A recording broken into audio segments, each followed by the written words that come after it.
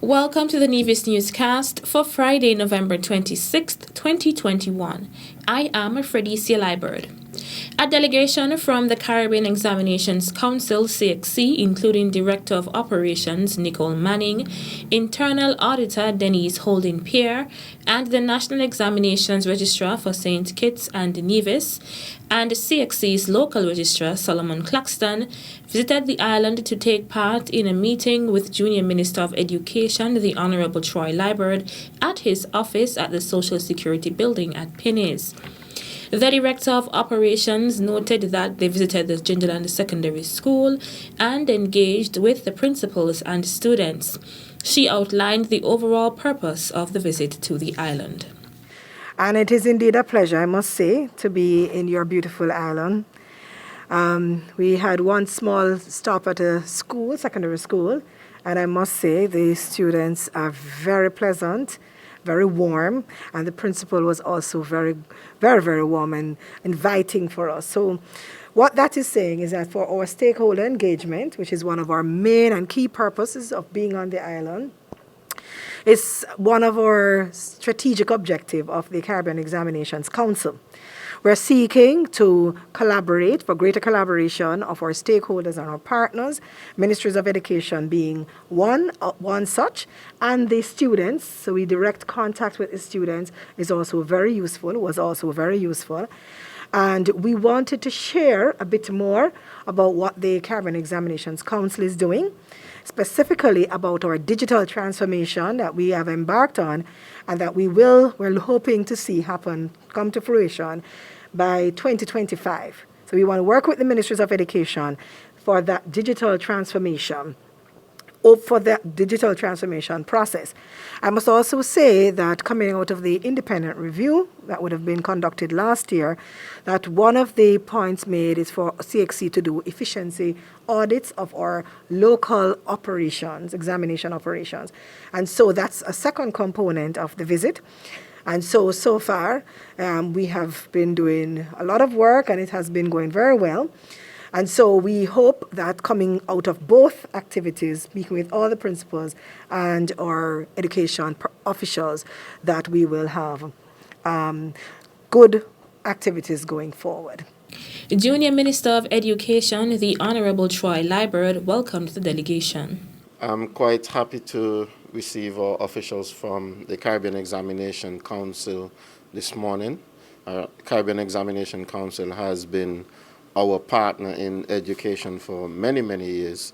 Indeed, I think myself, the Permanent Secretary, and the PEO are all products of working together with the Caribbean Examination Council. We have a long history, and as we have had to deal with the coronavirus over the past almost 2 years, and all of our ministries have had to move to a more digital and in-person sort of hybrid system.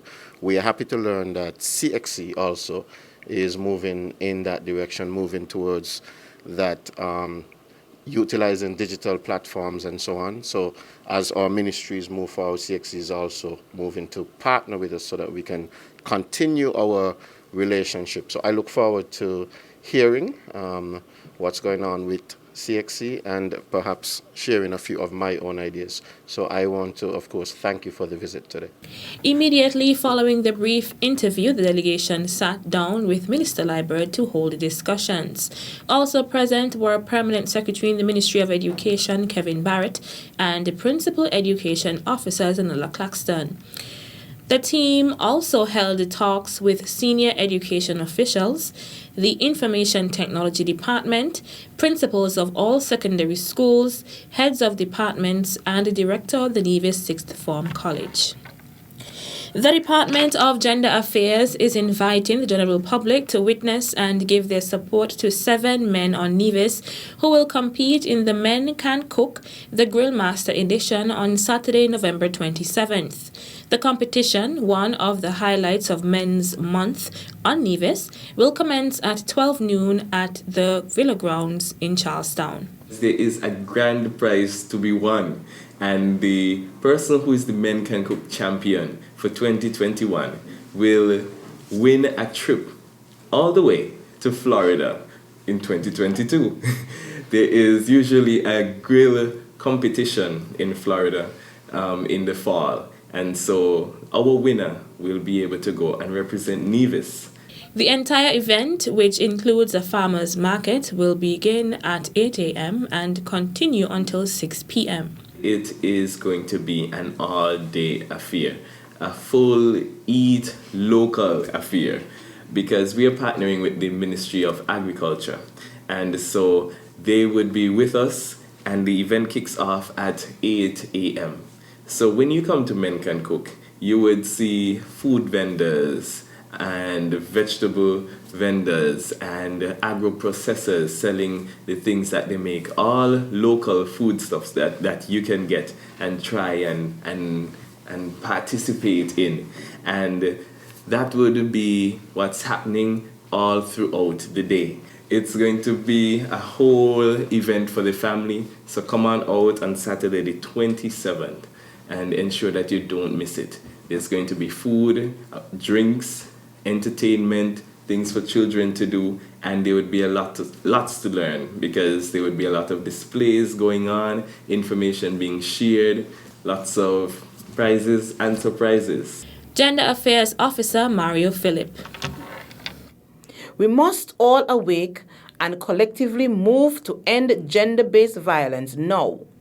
Junior Minister of Gender Affairs, the Honorable Hazel Brandy Williams, made that call as she delivered an address to mark the observance of 16 days of activism against gender-based violence. One exacerbating factor of gender-based violence is the dreaded plague of the COVID-19 pandemic. Lockdowns and extended curfews have left victims stranded with their abusers. An increase in unemployment has amplified economic dependence, leaving victims reliant on their abusers. This has been evident even here in our country, where cases of domestic violence went from a total of 87 in 2019 to a distressing 357 in 2020, when the pandemic reached our shores. We are still not safe from the lingering effects of COVID-19, as in just the first 3 quarters of 2021, our Federation has recorded 443 domestic violence cases. The Gender Affairs Minister notes that the 16 days from November 25th to December 10th are earmarked to emphasize collective efforts to end violence in homes, schools, workplaces, communities, and nations. Let me make an appeal to our friends, brothers, and sisters who are currently suffering abuse. You are not alone. The entire Department of Gender Affairs, located on Government Road, opposite the hospital in the GMBC building, is dedicated to serving you and walking with you through this struggle. You can call for help at 469-5521, extension 6750, or 662-5492. For those who are fortunate enough not to be personally affected by the verbal onslaught and vicious blows of gender-based violence, we cannot sit idly by. No longer can we say it is his business but not mine. No longer can we use our phones to record incidences of violence rather than for reaching the police. No longer can we laugh rather than lend a helping hand, for violence will not end on its own. We must stamp out from the heart of our society. On Friday, November 26th, the official federal launch of this year's campaign against gender-based violence was held at the Villa Grounds in Charlestown. Other activities will take place over the next 2 weeks. We will work with partners such as the Federal Ministry of Gender Affairs and non-governmental organizations to engage the public through televised panel discussions and on-the-street interviews to give greater awareness to the serious and often hidden issue of intimate partner violence. As we work hand in hand to build our country, we must equip our men and women with the requisite skills, education, and values so that they would choose to stamp out violence rather than create it. Join us as we embrace the theme for this year's campaign and end violence against men and women. Still to come, Retired Fire and Police Officers Association celebrates 3rd anniversary. The details right after this break. Welcome back. At a special sitting of the National Assembly on Thursday evening, November 25th, 3 young persons from Nevis were among 25 of the Federation's most remarkable teens who were recognized for their positive and productive lifestyles. The awardees from Nevis were Mia Alexander, Tiger Brown, and Shamali Newton. Mia Alexander was awarded in the area of Beacon of Hope. Her award was presented by member for Nevis 9 in the National Assembly, the Honorable Mark Brantley. It appears that Mia has been involved in almost everything. Student government, she's involved in the church, she has involved herself in terms of leadership in the community, volunteerism, and I'm very, very impressed to hear that she intends to be our country's first forensic psychiatrist.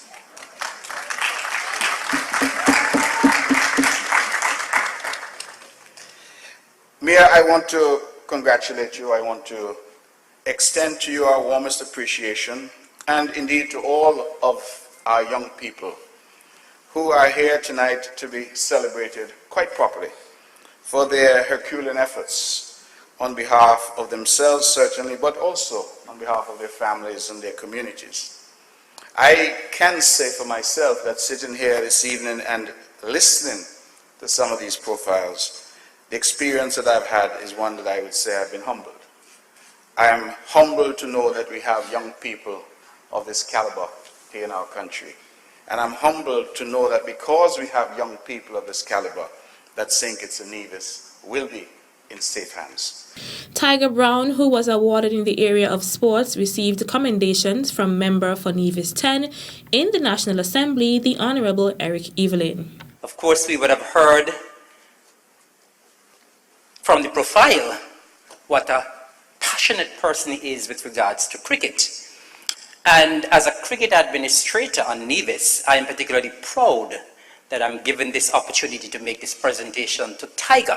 Tiger is someone who represents resilience and commitment and passion. We've heard how he got injured, but that did not stop him. He has grown up very fast. And so Tiger, I want to congratulate you. I want to congratulate your parents and all of your relatives. I know your proud mom and your proud sister are here, so I congratulate them as well.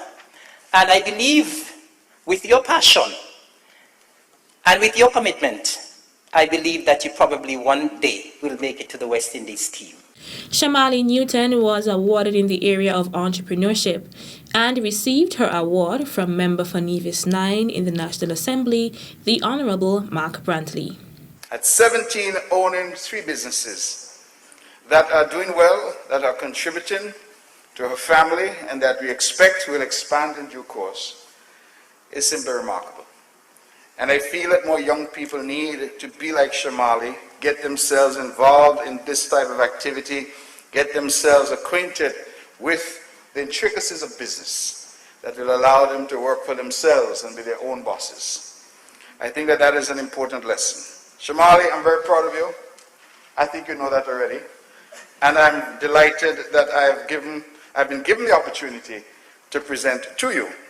The 11th annual 25 Most Remarkable Teens Award Ceremony, an annual event coordinated by the Department of Youth Empowerment, took place at the Rivers of Living Water Christian Center in St. Kitts. Some 275 young persons in St. Kitts and Nevis have received the award since the initial ceremony in 2011. The following is a notice from the Retired Fire and Police Officers Association regarding its anniversary celebrations. A cordial invitation is extended to all retired fire and police officers to share in the anniversary celebrations of the Retired Fire and Police Officers Association. The association will be celebrating its third anniversary with a week of activities. The week will commence with corporate worship at 9 a.m. on Sunday, November 28th at the St. Paul's Anglican Church in Nevis and will culminate with corporate worship at 9:30 a.m. on Sunday, December 5th at the Antioch Baptist Church in St. Kitts. All retired fire and police officers are invited to share in these celebrations. The following is an outage notice from the Nevis Electricity Company Limited, NEVLEC. NEVLEC wishes to advise all customers that there will be an island-wide outage on Sunday 28th from 4 a.m. to 6 a.m. This is to facilitate the extension of power plant's low-voltage switchboard on the Wärtsilä number 12 unit. NEVLEC wishes to apologize for any inconvenience caused due to this interruption. That's it for this edition of the Nevis Newscast. On behalf of all of us here at the Department of Information, I'm Freddie Selibird. Thank you for viewing.